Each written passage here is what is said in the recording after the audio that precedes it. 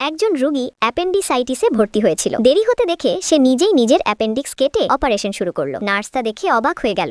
Nurse আয়না এনে দিলে সে আয়নায় দেখে নিজেরই অপারেশন নিখুঁতভাবে করতে থাকে। যে ডাক্তার তার সার্জারি করার কথা তিনি এসে দেখেন রোগী নিজেই নিজের অপারেশন করছে। ডাক্তার কয় এই হালায় করে কি? অপারেশন শেষ করে ছেলেটি কোথা থেকে একটি ডাক্তারি কোট পরে জরুরি বিভাগে দাঁড়িয়ে থাকলো। ভাবলো সাহায্য করলে হয়তো চাকরি পাবে।